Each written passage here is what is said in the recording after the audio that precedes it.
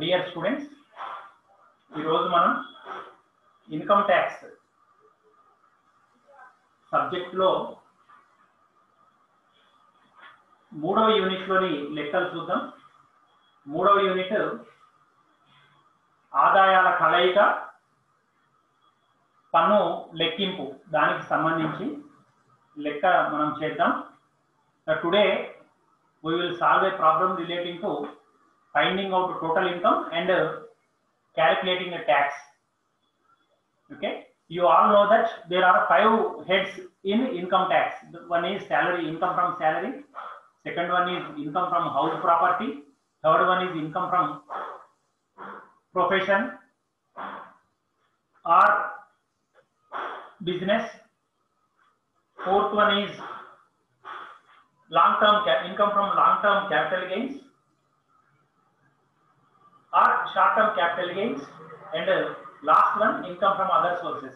మీ అందరికి తెలుసండి, 5 హెడ్స్ ఉన్నవి. 5 రకాలుగా వర్గీకరించడం జరిగింది. ఆదాయ పన్ను చట్టం ప్రకారం ఆదాయాలను జీతం నుండి ఆదాయము, గృహాస్తి నుండి ఆదాయము, వృత్తి లేదా వ్యాపారం నుండి ఆదాయము, అలానే పెట్టుబడి ఆదాయము, చివరికి ఇతర వనరుల నుండి ఆదాయము. ఈ అన్ని ఆదాయాలు కలిపి మనకు ఆదాయ పన్ను చట్టం ప్రకారం కొన్ని మినహాయింపులు ఉన్నవి, కొన్ని తగ్గింపులకు ఆస్కారం ఉన్నది. అవి తీసేసి మిగిలినగా వచ్చిన మొత్తం మీద పన్ను చెల్లించడం జరుగుతుంది. ఆ పన్ను ఎలా చెల్లిస్తారు అనేది మనం చూద్దాం. పన్ను లెక్కింపు విధానం ఏంటి, మొత్తం ఆదాయాలను ఎలా కలుపుతారో అనేది మనం చూద్దాం. ఓకేనా? ఈ లెక్కలో శ్రీమతి వాణి సంబంధించిన కొంత వివరాలు ఇవ్వటం జరిగింది, ఆదాయ వివరాలు ఇవ్వటం జరిగింది. అట్లనే తను చేసిన పొదుపు మొత్తాలకు సంబంధించిన వివరాలు ఇవ్వటం జరిగింది. దాన్ని మనం సాల్వ్ చేద్దాం. So in the problem, particulars relating to income and savings of Srimathi Vani has been presented and we have to solve it. Okay, I will tell you. So ఈ 5 హెడ్స్ నుంచి వచ్చిన ఇన్కమ్ ఎట్లా కలపాలి, ఏ విధమైన తగ్గింపులు మనం అనుమతించాలి, ఇది ఈ లెక్కలో చూస్తామండి. ముందుగా ప్రొఫార్మా కొడుతున్నాను చూడండి. ప్రొఫార్మా కాంప్యూటేషన్ ఆఫ్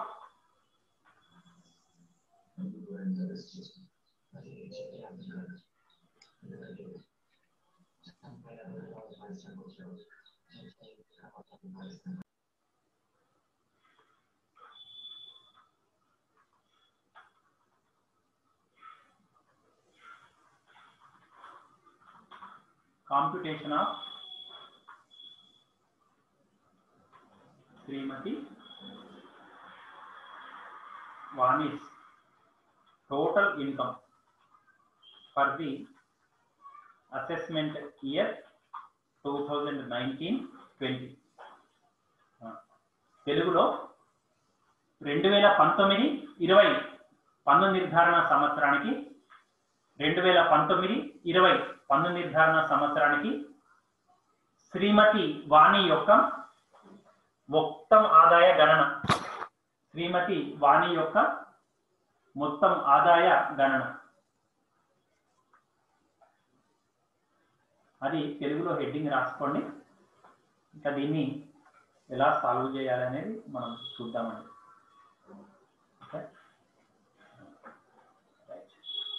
ఇంకొక లైన్ వస్తుంది.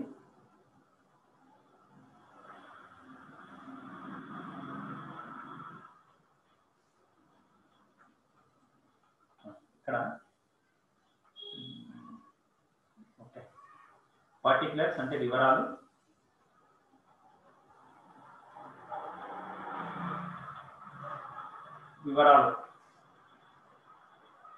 ఓకే,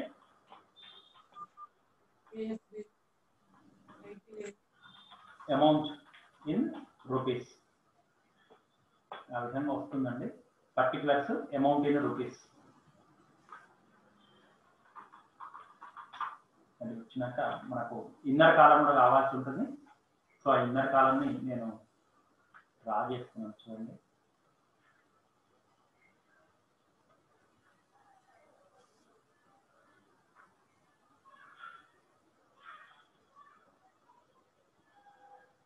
ఓకే, అలానే ఇంకొక లైన్ కూడా కావాలి.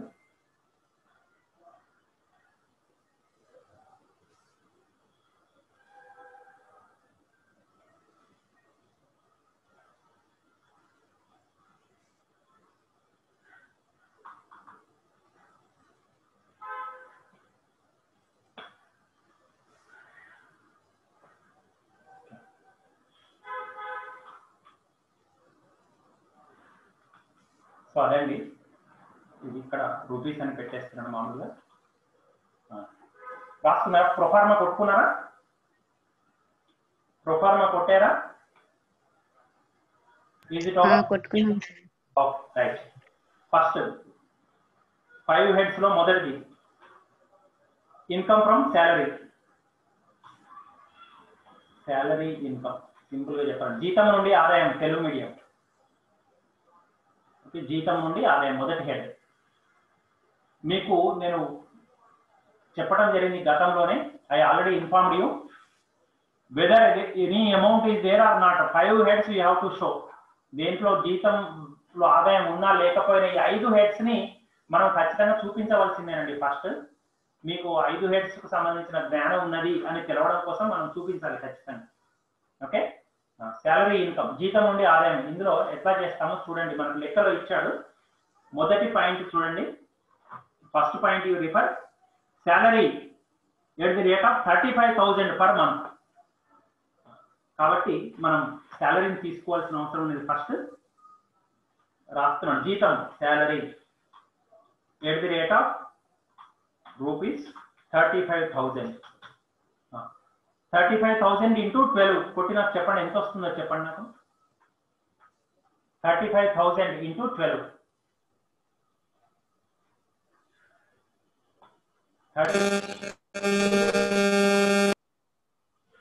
35,000 ఇంటూ 4,20,000. 4,20,000 సార్.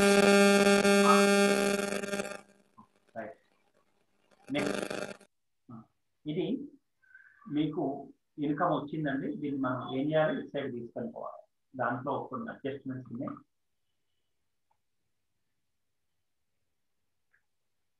ఒక్క నిమిషం.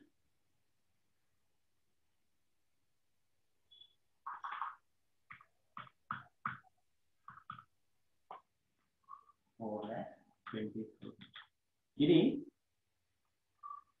మనం ఏమనాలి?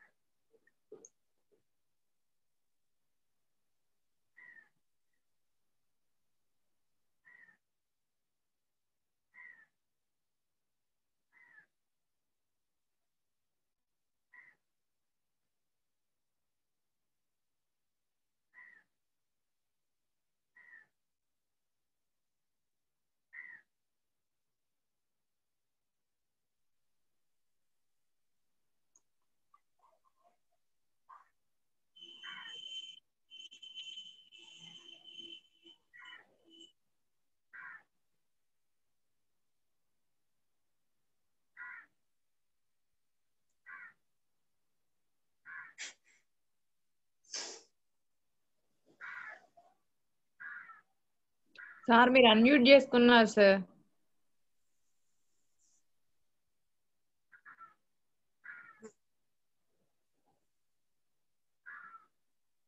సార్ వాయిస్ ఏం రావట్లేదు.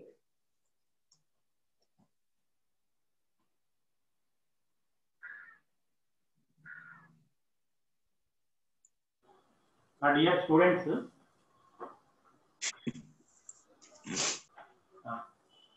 చూడండి. శాలరీ 35,000 12 నెలలకు వేస్తే 4,20,000. ఇది స్థూల మొత్తం జీతం, స్థూల జీతం. ఓకే, దీని నుంచి మీకు తెలుసండి. You have learn this is gross income from salary. You know. దీని తర్వాత మనం చేయవలసింది ఏమిటి అంటే దీంట్లో నుంచి సెక్షన్ 16 ప్రకారం కొన్ని తగ్గింపులు ఉంటాయి. మీకు 3rd సెమిస్టర్ లో మీరు నేర్చుకున్నారు deductions under section 16. Deductions under section 16. మొదటిది మీకు గుర్తు చేస్తున్నాను. First one will be standard deduction. ప్రామాణిక తగ్గింపు ఉన్నది. ప్రామాణిక తగ్గింపు స్టాండర్డ్ డిడక్షన్. ఓకే, ఇది అండర్ సెక్షన్ 16 సబ్సెక్షన్ 1. దీని ప్రకారం ప్రామాణిక తగ్గింపు వర్తిస్తుందని. Sorry, not 16 subsection 1 but it is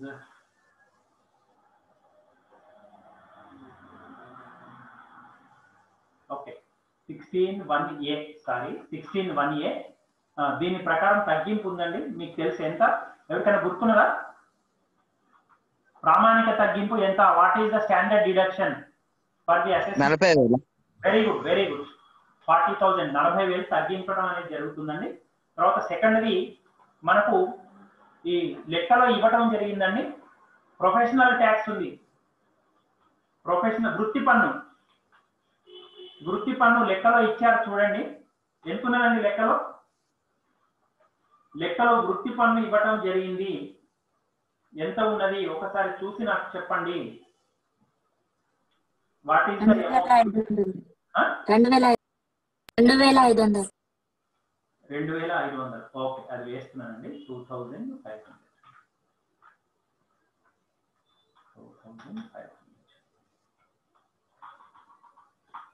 తీసేస్తే మనకు వస్తుంది. రెండు కలిపి చెప్పండి. 40,000 ప్లస్ 2,500. టోటల్ డిడక్షన్స్ వచ్చేసి 42,500. దీని తర్వాత ఈ 4,20,000 మనకు వచ్చిన ఆదాయం జీతము, దాంట్లో నుంచి డిడక్షన్స్ తగ్గింపులు తీసివేస్తే కొంత అమౌంట్ వస్తుంది. What is that amount? This is the gross salary. These are the deductions from salary. So what is that amount that you are going to get? Please tell me. Sir 3,77,500 sir. 3,77,500. ఎవరికైనా తేడా వస్తే నాకు చెప్పండి. మీరు ఎవ్వరు మాట్లాడకపోతే ఇంటి అని నేను అనుకుంటాను. అందరికి సేమ్ వచ్చింది అనుకుంటాను. ఓకే,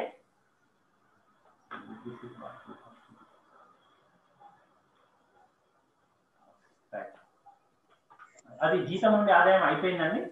జీతం నుండి ఆదాయం అయిపోయినాక మనకు సెకండ్ హెడ్ ఉన్నది. అది ఏంటది? Income from house property. గృహాస్తి నుండి ఆదాయం. Income from house property. Income from house property. ఇక్కడ చూడండి, మీరు పాయింట్ గమనించండి.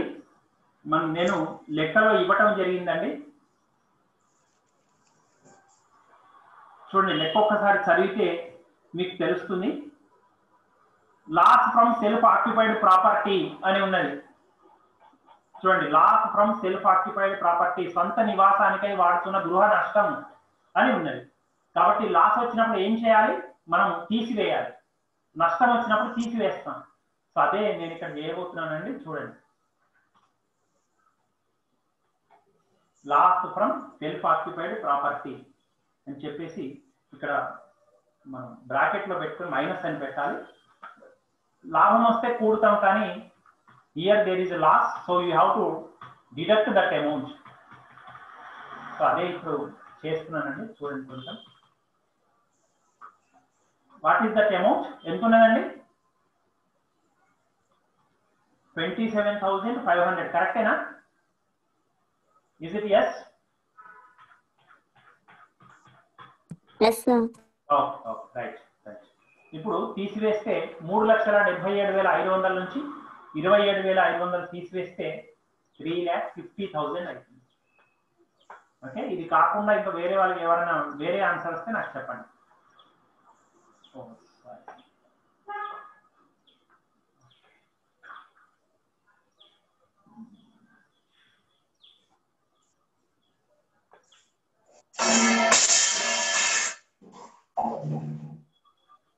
3,50,000 వచ్చిందండి. దీంతో ఇది అయిపోయింది. ఏదైపోయింది? గృహాస్తి నుండి ఆదాయం అయిపోయింది. జీతం నుండి కూడా ఆదాయం అయిపోయిందండి. మనం నెక్స్ట్ హెడ్ లోకి వెళ్ళాలి. మూడవ హెడ్ ఏంటి? వ్యాపారం లేదా ఆదాయం. Income from profession. బిజినెస్.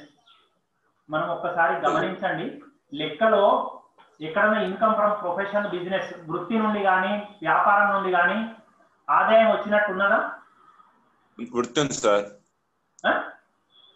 వృత్తి పన్ను అది ఆల్రెడీ వేసేసాం కదా. పన్ను 2500 అది జీతం నుండి ఆదాయంలో తీసివేస్తాం. అర్థమైందా? వృత్తి పన్ను అది సెక్షన్ 16 ప్రకారం తగ్గింపు వస్తుంది దానికి. మీకు వృత్తి నుండి ఎటువంటి ఆదాయము లేదు, లెక్కలో ఇవ్వబడలేదు. మీరు ఒకసారి గమనించండి, వృత్తి నుండి ఆదాయం లేదు. మీకు గృహాస్తి నుండి నష్టం ఉన్నది, జీతం నుండి ఆదాయం ఉన్నది, ఇతర వనరుల నుండి ఆదాయం ఉన్నది. కానీ ఇక మనకు మిగిలిన 2 హెడ్స్ మీద ఎటువంటి ఆదాయము లేదు. ఇక్కడ ఇన్కమ్ ఫ్రమ్ బిజినెస్ అలానే ప్రొఫెషన్ ఇది 0. కాబట్టి ఒక డాష్ పెట్టేసుకోండి అక్కడ. అదే నేను ఇప్పుడు పెట్టబోతున్నాను. ఏమి లేకపోయినా సరే కంపల్సరీ మనం డాష్ పెట్టి చూపించాలి. ఓకేనా? సో అదే నేను ఇప్పుడు చేశాను. అంతేగాని లేదుగా అని చెప్పి వదిలిపెట్టద్దండి. అలా ఎప్పుడు కూడా చేయదు. కంపల్సరీ మీకు 5 హెడ్స్ ఉన్నాయని మీకు తెలిసినట్టుగా అక్కడ చూపించాలి బుక్లో. మీ ఆన్సర్ బుక్లో, ఆన్సర్ షీట్లో ఉండాలి. సో అదే నేను ఇప్పుడు చేశాను. నెక్స్ట్ 4th ఏంటండి? Income from capital gain. So డైరెక్ట్గా పెట్టుబడి లాభాలు క్యాపిటల్ గెయిన్ అని రాసేస్తున్నాను. క్యాపిటల్ గెయిన్ ఎక్కడైనా పెట్టుబడి లాభం అని వచ్చినట్టుగా ఉన్నదా లెక్కలో? ఎక్కడా లేదండి లెక్కలో. There is no item stating that there is a capital gain. పెట్టుబడి లాభం వచ్చినట్టుగా ఎక్కడ కూడా లేదు. కాబట్టి ఇది కూడా మీరు ఏం చేయాలి? డాష్ పెట్టేసేయాలి. లేదు కదా అని చెప్పి అది వదిలేయకూడదు, డాష్ పెట్టేసేయండి. ఇక నెక్స్ట్ 5వ head income from other sources. Income from other sources మీకు ఇతర వనరుల నుండి ఆదాయం అని చెప్పి లెక్కలో ఇవ్వటం జరిగిందండి. ఇతర వనరుల నుండి ఆదాయము 2,96,000 అని ఇవ్వటం జరిగింది. చూడండి ఇక్కడ ఇతర వనరుల నుండి ఆదాయము 2,96,000 అని క్లియర్ గా ఇవ్వటం జరిగింది. సో అది మీరు తీసుకోవాల్సిన అవసరం ఉంటుంది. సో అది నేను తీసుకుంటున్నా 2,96,000. That you have to take income from other sources. It is given in the problem as 2,96,000. So అది ఇక్కడ చూపిస్తున్నానండి.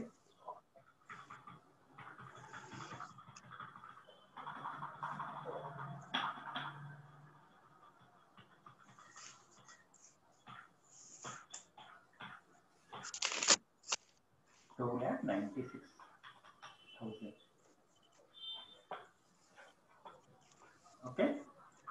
సో ఇది అంతేనండి.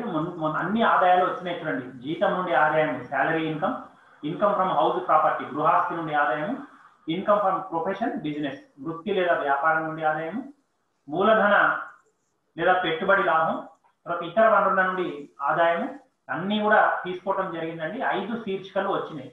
ఇక ఈ రెండింటిని కలిపితే మీకు మొత్తం ఆదాయం వస్తుంది. 2 కలిపితే 6,46,000 వచ్చింది సార్.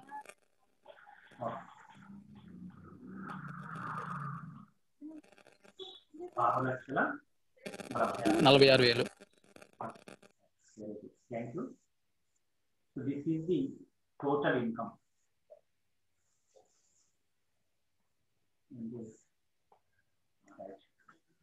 దీని తర్వాత నెక్స్ట్ ఏం చేయాలంటే మీకు చెప్పాను కదా ఆదాయ పన్నులో దీన్ని మనం ఏమంటామంటే దీనికి ఒక పదం ఉన్నది, స్థూల మొత్తం ఆదాయం, గ్రాస్ టోటల్ ఇన్కమ్ అంటాం. This is gross total income. Kindly note gross total income.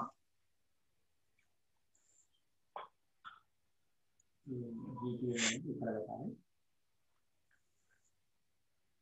స్థూల మొత్తం ఆదాయం తెలుగు మీడియంలో స్థూల మొత్తం ఆదాయం అని పేర్కొనడం అనేది జరుగుతుంది. ఓకేనా? ఇది అయిపోయినాక ఇక నెక్స్ట్ తగ్గింపులు ఉంటాయండి. మొత్తం ఈ లెక్క అంతా చేసినాక అన్ని హెడ్స్ కింద వచ్చినాక డిడక్షన్స్ అండర్ సెక్షన్ ఎవరికైనా గుర్తున్నది అండర్ సెక్షన్ నేను ఒక సెక్షన్ చెప్పాను. అన్ని తగ్గింపులు దాని కిందకి వస్తాయి. ఏంటది 57 57 కాదు, నిన్న చెప్పిన ప్రాబ్లంలో మాత్రమే ఉన్నది అది. 57 అనేది దీనికి సంబంధించింది. దేనికి? ఇతర వనరుల నుండి ఆదాయంలో 57 వస్తుంది. మొత్తం అన్ని తగ్గింపులు, మొత్తం అన్ని ఆదాయాలు కలిపినాక తగ్గింపులు ఒక మీకు రాయించాను గతంలో. ఒక సెక్షన్ ప్రకారం చాలా తగ్గింపులు ఉన్నవి. అది ఏ సెక్షన్ అంటాము? సెక్షన్ 80. ప్లీజ్ రిమెంబర్, ఇది ఇంపార్టెంట్. సెక్షన్ 80లో అన్ని తగ్గింపులు వస్తాయి. ఓకేనా? సెక్షన్ 80 ప్రకారం తగ్గింపులు అని చెప్పి ఇలా పెట్టుకోవాలి. ఏమేమి ఉన్నాయో ఒకసారి చూడండి, మీరు లెక్కలో గమనిస్తే మీకు అర్థమవుతుందండి. నెక్స్ట్ ఫస్ట్ చూడండి, ఇతర వనరుల నుండి ఆదాయం తర్వాత మనం ఒకసారి గమనిస్తే బిర్లా కంపెనీ వారి జీవిత భృతికి చెల్లించినది అని చెప్పి 15,000 రూపాయలు ఉన్నది.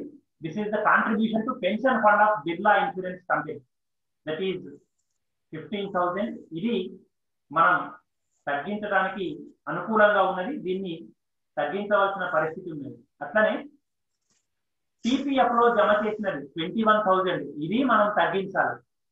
అలానే 34,000 గృహ రుణ తిరిగి చెల్లింపు. సో ఇది కూడా ఈ మూడికి మనం తగ్గించడానికి ఆస్కారం ఉన్నది. అలానే ఇంకొకటి ఉన్నది, సుకన్య సమృద్ధి యోజన. మీకు తెలుసు, ఆడపిల్లలు పుడితే మన దేశంలో కేంద్ర ప్రభుత్వం సుకన్య సమృద్ధి యోజన కింద పొదుపు చేస్తే అది పొదుపును మనం తగ్గింపులను చూపించుకోవచ్చు. In our country Sukanya, under Sukanya Samriddhi Yojana you can save amount, that is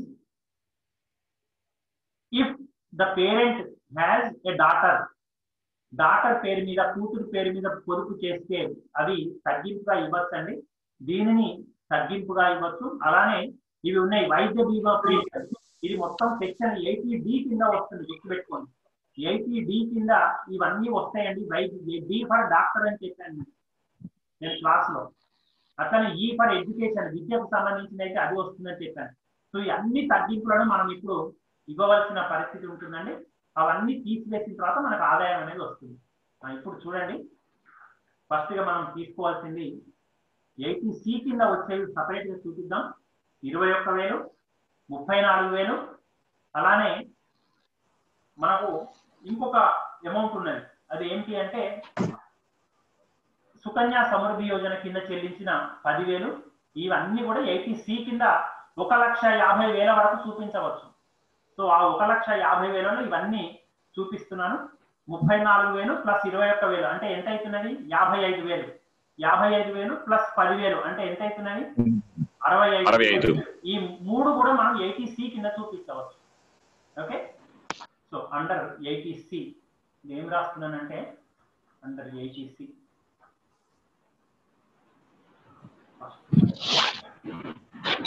qualified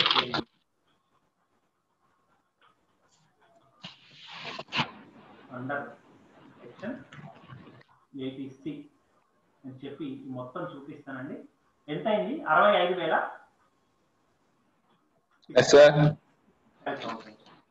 next చూడండి,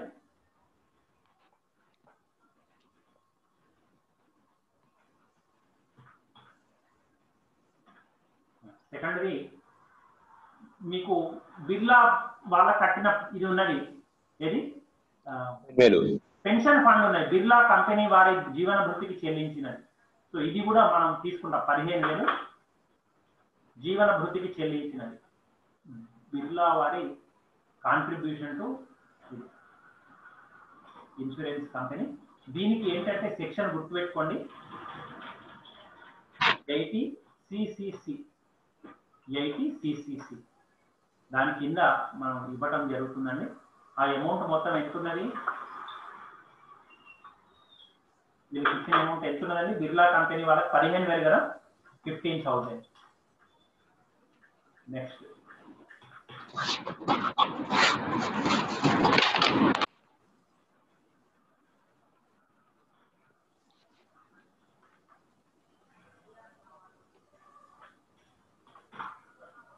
చివరిది మెడికల్ ఇన్సూరెన్స్ ప్రీమియం. చూడండి, గుర్తుపెట్టుకోండి, మెడికల్ ఇన్సూరెన్స్ ప్రీమియం, వైద్య బీమా premium, medical insurance. Medical insurance premium.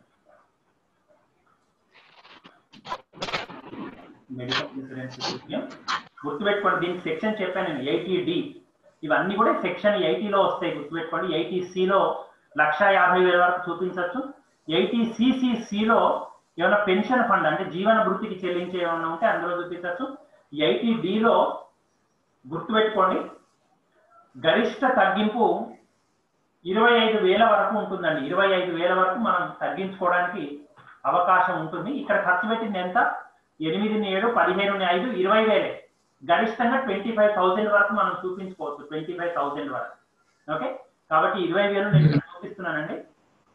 So total 20,000 I'm sure. ఈ మూడు తర్వాత మనకు ఈ మూడు కలిపి దీంట్లోంచి తీసివేస్తే మీకు ఆదాయం వస్తుంది. మూడు కలిపితే ఎంత వస్తున్నది? 80, 20 లక్షల రూపాయలు వస్తున్నది నాకైతే. అంతేనా? Yes sir, 1 lakh rupees. 1 lakh rupees. ఇప్పుడు తీసివేస్తే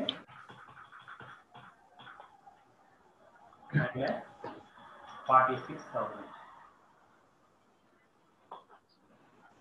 ఇదండి మొత్తం ఆదాయం. ఇది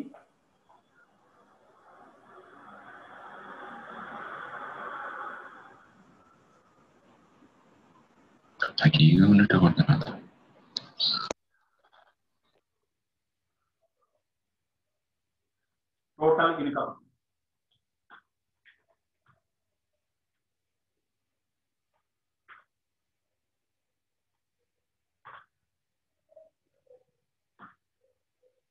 టోటల్ ఇన్కమ్ అండి. ఇది మొత్తం ఆదాయం. ఇది లెక్కించుకోండి, నోట్ చేసుకోండి. దీని మీద పన్ను కట్టడం అనేది ఎట్లా కూడా చూద్దాము. ఫస్ట్ అయితే ఇది నోట్ చేసుకుంది. అర్థమైందా? నేను అర్థం కావాల్సింది ఉందా? అర్థమైందా అందరికీ? స్ట్రైట్ ప్రాబ్లం అండి, ఏం లేదు, తేడాలు ఏం లేవు దీనికి.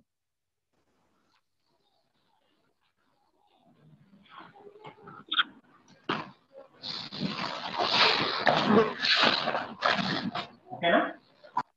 నెక్స్ట్ చూడండి, నేను చెప్పేస్తున్నాను. నెక్స్ట్ ఇది కూడా చెప్పిస్తాను. Tax liability. ట్యాక్స్ ఎంత పడుతుంది అనేది చూపిస్తాను. నిన్న నేను షార్ట్ కట్ లో చెప్పానండి. షార్ట్ కట్ కాకుండా మీకు ఒకసారి లాంగ్ లో చూపిస్తాను, మీకు ఈజీగా అర్థమవుతుంది. గతంలో చెప్పాను. Yesterday in our previous class I have mentioned A short cut as to how to calculate tax, but directly I am showing here up to 2,50,000 పన్ను లేదండి. ఏం పన్ను ఉండదు వ్యక్తికి. 2,50,000 వరకు పన్ను జీరో. పన్ను లేదు, కట్టవలసిన పన్ను జీరో, నిల్. ఓకేనా? So from 2,50,001 rupee,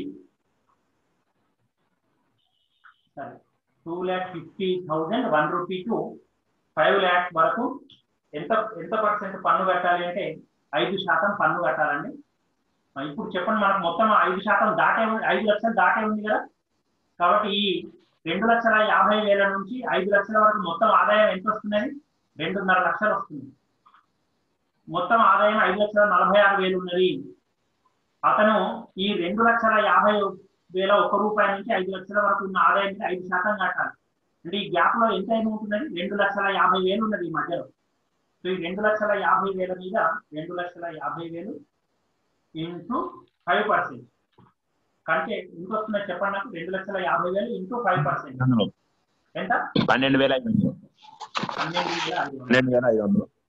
12,500.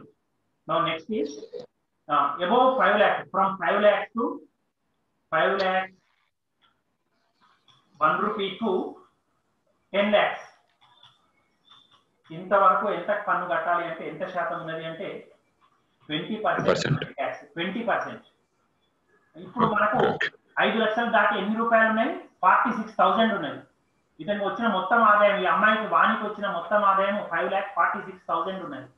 కాబట్టి ఎక్కువ ఉన్నది, 46,000 రూపాయలు ఎక్కువ ఉన్నాయి. ఈ 46,000 మీద ఎంత కట్టండి? 20% కట్టి నాకు చెప్పండి తొందరగా. 9,200. 9,200. 9,200 సార్. 9 కలిపితే ఎంత అవుతున్నది? 21,700 21,700 చూడండి ఒకసారి.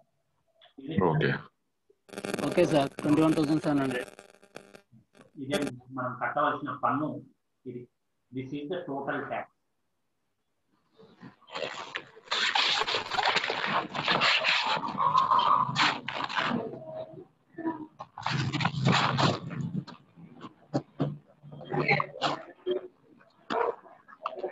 ట్యాక్స్ లయబిలిటీ, పన్ను బాధ్యత ఇది. ఓకేనా? మీకు అర్థమైంది అందరికి లెక్క? Did you understand?